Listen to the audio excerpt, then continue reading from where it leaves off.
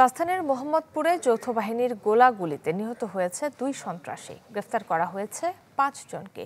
এ সময় তাদের কাছ থেকে কয়েক রাউন্ড গুলি, একটি বিদেশি পিস্তল ও চাপাতি উদ্ধার করা হয়।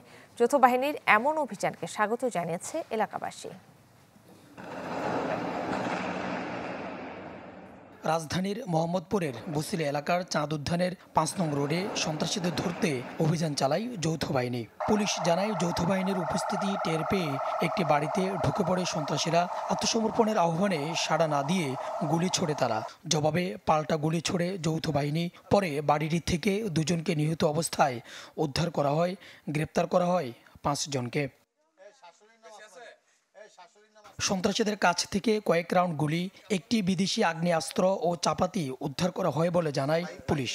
বারবার তাদেরকে আমরা বলি স্যান্ডার করার জন্য, তারা স্যান্ডার না করে বরং আমাদের লক্ষ্য করে, যৌথ বাহিনী লক্ষ্য করে গুলি করা শুরু করে। এই পরিস্থিতিতে তখন সেনা কর্মকর্তা এবং পুলিশ কর্মকর্তাদের জীবনমান রক্ষা করার স্বার্থে তখন আমাদের পক্ষ থেকেও ফায়ার করা হয়। এক পর্যায়ে ফায়ার থেমে গেলে আমরা 9 নম্বর বাসায় ঢুকে পড়ি। তাতে 5 জনকে বাসার বিভিন্ন অ্যাঙ্গেল থেকে আটক করি।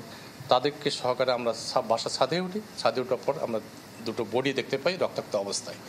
তাদের কাছে একজনের হাতে একটা আমরা .22 বড়ের পিস্তল দেখতে পাই, আরেকজনের কাছে আমরা চাপাতি দেখতে পাই।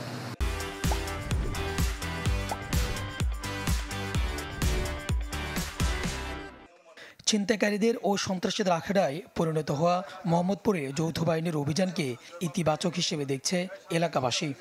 অনেকগুলি শব্দ পাইলাম, বুঝছেন। আমি বাসার তার বাইরে নেই, বাসা থাকাই অবস্থা ছিলাম। পরে বাসার তার বাইরানোর পরে প্রশাসনগুলো বাইর করছে। বাইর করে গেছে যে আমগুলো গোলাগুলি হয়েছে, গোলাগুলো 2 জন মারা গেছে, তোমরা লাশগুলো ছিঁড়ো কিনা দেখো। যার যেরকম কর্ম তার যেরকম ফল, এটা আমাদের কিছু বলার নেই। মারামারি কোবাকুবি প্রতিনিয়ত এগুলো হইতেছে, আমরা এগুলোর থেকে মুক্ত চাই, রক্ষা চাই। আজকে সেনাবাহিনী যে অভিযানটা দিছে, এই সব জায়গাতে অভিযানটা দেওয়াটা উচিত। জনগণের জানমালের নিরাপত্তা রক্ষার্থে এই ধরনের অভিযান অব্যাহত থাকবে বলে এক বিজ্ঞপ্তিতে জানায় যৌথ বাহিনী। সুলতান মাহমুদ আরিফ, চ্যানেল 24, ঢাকা।